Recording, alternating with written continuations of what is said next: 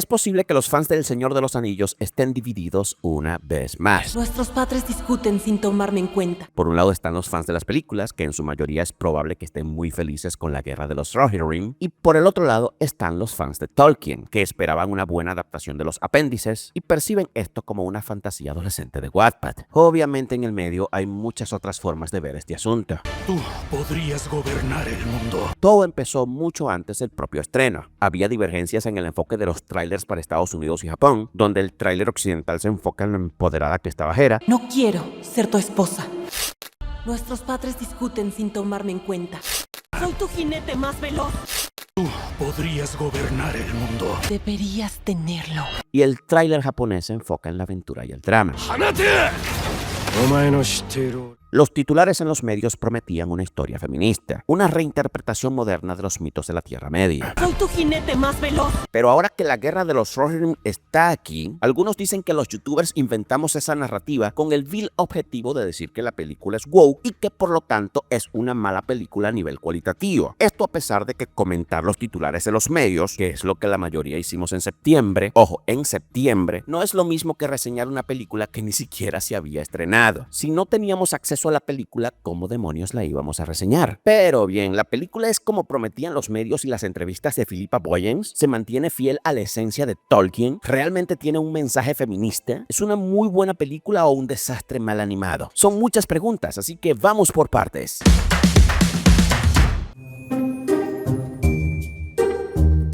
Antes del estreno, tanto los medios progresistas como los medios conservadores estaban de acuerdo en una cosa. La película animada de la Guerra de los Rohirrim podría ser otra película feminista usando una franquicia clásica como cascarón. ¿Y cómo culpar a quien tenga esas sospechas con el largo y continuo historial de Hollywood? Terminator, Los Cazafantasmas, Marvel, Star Wars, Hombres de Negro, Indiana Jones, los clásicos de Disney, Doctor Who y todo lo que se llama icónico dejaron de ser lo que eran con un elemento en común: el feminismo woke. En ese escenario, cuando Screen Rant publicó un artículo llamado "Hazte a un lado, Galadriel, la Guerra de los Rohirrim será la historia feminista que el Señor de los Anillos realmente necesitaba", el público no pudo evitar bajar sus expectativas o directamente perder las esperanzas. No era un panorama necesariamente alarmante, pero sí decepcionante, especialmente porque el artículo decía que la protagonista buscaría una tribu compuesta únicamente de mujeres para hacer la historia feminista definitiva de la saga. Énfasis en feminista, y sugería que la historia de Hera es una parte de la leyenda que Tolkien pudo haber pasado por alto. Porque sí, Tolkien estaba bastante distraído y no pudo contar la historia de Hera como ella se lo merecía. Un año antes, en junio del 2023, Bounding Into Comics y Slash Film hablaban de una inyección de feminismo en el clásico cuento de Tolkien sobre Helman Martillo. Y es que la película se estrenó en el festival progresista Annecy, y la productora Philippa Boyens dijo que Hera será la protagonista porque todos los demás mueren, y agregó que los fans no podían quejarse debido a que esta historia tiene lugar siglos antes que las películas. Cabe resaltar que desde hace 20 años ya se hablaba de la influencia feminista de Philippa Boyens en El Señor de los Anillos, pues ella participó en la película del Retorno del Rey e hizo varios cambios que responden a su óptica ideológica. Se habló de que Boyens veía a la princesa elfo Arwen como muy pasiva y de cómo la convirtió en una heroína de acción sudorosa en una escena que Peter Jackson eliminó a causa de una supuesta protesta de los fans a principios de los años 2000. En los libros de Tolkien, las mujeres pueden sacrificarse por los hombres, seguirlos por amor y llorar por ellos. La influencia sutil de Boyens en la trilogía de Jackson se ve en las escenas cambiadas de Arwen y Eowyn y en el cambio de algunas de sus motivaciones. Y es que en esa época, al parecer Boyens ya decía que el único personaje femenino con el que se identificaba al leer a Tolkien era Chilap, la araña gigante. Sí, suena como cualquier feminista de Twitter. En el mismo aquelarre, Rebecca Jennings de Vox, al hablar del feminismo en Los Anillos del Poder, agradece a Philippa Boyens por su contribución feminista a la trilogía de Jackson, pues según ella, El Señor de los Anillos de Tolkien tiene una relación complicada con las mujeres, es decir, Tolkien es machista y misógino, y Boyens agregó profundidad a personajes que en el texto parecían monótonos. La columnista de Vox hace referencia a la académica feminista Catherine Stimson y su crítica a los personajes femeninos del Señor de los Anillos, descritos por ella como el más trillado de los estereotipos, un comentario escenario seguramente anacrónico. Por su parte, Philippa cuenta cómo se le ocurrió la línea de Eowyn en la que dice "no soy un hombre", aceptándola como uno de los mejores momentos feministas dentro de cualquier superproducción, tal como lo pone el medio de IndieWire. Claro que como nunca es suficiente, el medio feminista dice que la misoginia está tan internalizada en la cultura que ni siquiera Boyen se dio cuenta del maltrato a las mujeres en El Hobbit.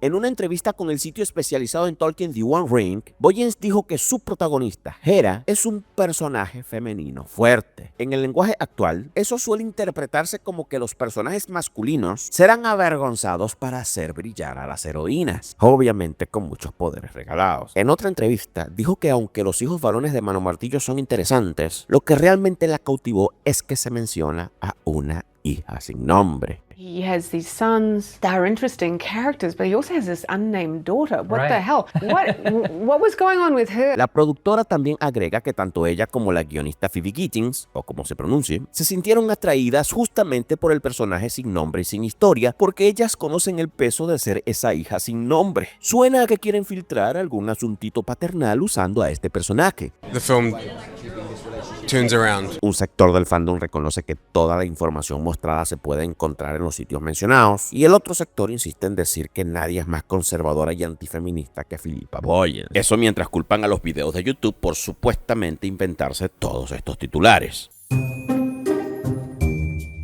La película comienza con una narración que reconoce el legado del pasado, al menos en la narración de historias. Historias transmitidas de ancianos a jóvenes. Este es un aspecto positivo y muy tolkieniano. Sin embargo, es rápidamente cuestionado con una acusación sutil sobre el borrado de las mujeres y sus hazañas. Grandes gestas llevan su nombre, mas no esperéis mención alguna en las canciones. Hera está escrita como una chica temeraria que aprendió a montar caballo antes que caminar. La joven aprendió a montar a caballo antes que andar. Alimenta las grandes aves del cielo y fue protagonista de muchas batallas épicas que lamentablemente los historiadores de la Tierra Media no transmitieron a las próximas generaciones, ni en canciones ni en leyendas. ¿Por qué no lo hicieron? ¿No se enteraron o fue una conspiración del patriarcado? La tensión comienza con la noticia de que Freka ha convocado un concilio, y la dama de compañía de Hera reflexiona sobre cómo los malos pensamientos vienen cuando nos entregamos al ocio, una conclusión con la que muchos estamos de acuerdo. Freka ha tenido mucho tiempo para pensar en todas las cosas que no tiene. Antes de empezar el concilio recuerdan a las doncellas escuderas, un grupo de guerreras que lucharon cuando todos los hombres de la frontera murieron. Uno de los ancianos en la reunión dice que ya no queda ninguna doncella guerrera y que hay que quitar su estandarte o su bandera o su símbolo o su signo o su señal, o bueno, una tela que está colgando allí que no recuerdo el nombre, como si la película insinuara que así es como los hombres van borrando a las grandes mujeres de la historia. Hace mucho que deberían haber retirado ese estandarte. Hera afirma que hay un remanente de ellas y al instante notamos que se refiere a su escudera. El hijo de Freka, Wulf, le pide matrimonio a Hera y ella lo rechaza porque ya decidió que no se va a casar con ningún hombre. No tengo ninguna intención de casarme. Un pensamiento muy moderno que suele repetirse en las princesas medievales y victorianas de las películas de Hollywood. Y es cierto que en la narrativa de Tolkien los personajes femeninos tienen mucha autonomía. No obstante, negarse a casarse de por vida no parece algo común en las civilizaciones de la Tierra Media. Tampoco algo muy responsable por parte de una princesa o algo fácil de apoyar para quienes la rodean. El lesbianismo tampoco parece algo que el católico confeso Tolkien hubiera promovido en su obra. Pero la película deja ver que no es tan difícil ni tan extraño que Hera decida que no se va a casar con un hombre. El rey Mano Martillo y Freka discuten sobre el futuro de Hera sin tomar en cuenta sus deseos, aunque los matrimonios estratégicos forman parte de la supervivencia y la aseguranza del futuro en esa hostil civilización. Luego pelean y de un solo golpe Freka queda sin vida, mientras su hijo Wulf, quien ya ha demostrado cierto despecho por el rechazo de Hera, promete venganza. No quiero casarme con nadie. Tan malo sería. Éramos inseparables. Freka es presentado como sumamente bruto, y Helm Mano Martillo no es que tome las mejores decisiones. Wulf culpa irracionalmente a Helm por la muerte de su padre Freka, a pesar de haber sido testigo de cómo se trataba de un combate acordado y no de un ataque a traición. En la literatura de Tolkien se hace énfasis en la fuerza de Helm y en cómo Freka muere poco después, no necesariamente al instante, pero en la película parece que Freka muere por un golpecito. Asimismo, la escena parece buscar retratar a estos hombres como torpes para resolver las cosas. Desde luego, Helm necesitaba mantener su autoridad y disuadir futuras amenazas, así que la pelea como decisión pudo haber sido lo correcto. Lo incómodo podría ser la forma en que se escenifica en esta película. Hera recuerda que ella fue quien jugando cuando eran niños le hizo la cicatriz a Wolf en la cara. Y como siempre le gana Wolf, la película tiene un final predecible. Sí, supe exactamente cómo iba a terminar apenas vi ese flashback. La escudera y Hera siempre tienen planes, siempre se dan cuenta de las cosas, son las mejores improvisando en el momento, son más inteligentes en batalla y en estrategias, y por supuesto son más temerarias. Los hombres, sin embargo, parecen estar siendo castigados por su arrogancia y testarudez. Incluso el rey, tras una serie de errores, se disculpa con Hera reconociendo su grandeza y ofreciéndole el trono del mundo. Debería haberte hecho caso. Eres valiente y lista. Y más fuerte de lo que creía. Qué ciego estaba al no verlo. Tú podrías gobernar el mundo. Hera con la escudera más una ancianita se unen para salvar el día y se hacen cargo de acabar con la guerra y restaurar la civilización.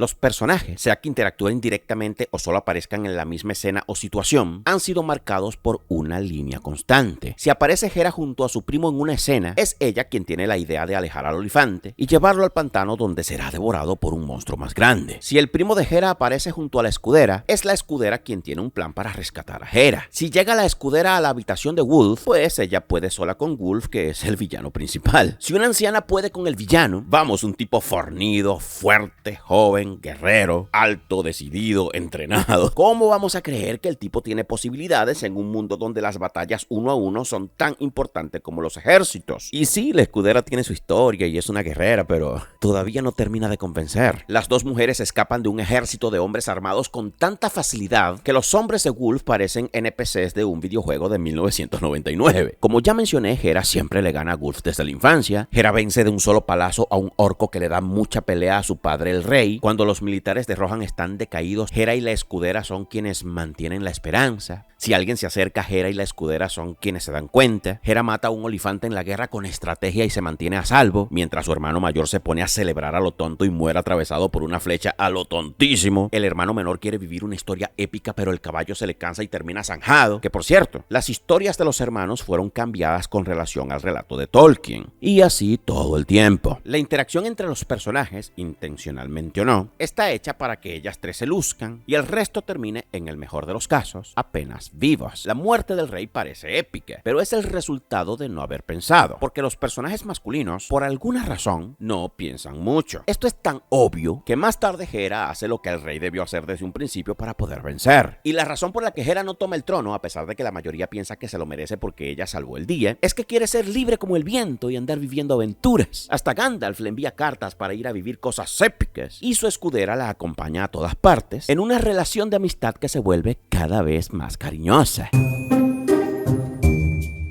La suerte con los objetos está a la orden del día. Hera se topa con el cuerno que hacía falta, se topa con los sellos que le hacen deducir rápidamente que hay un traicionero, o lo que es lo mismo, un traidor. También le gana a ese traidor con otro objeto de la suerte. Luego aparece el palo de la suerte para acabar con los orcos, o al menos con el último que estaba por ahí. Se topa con el vestido de novia que necesitaba para distraer a Wolf, y pare de contar.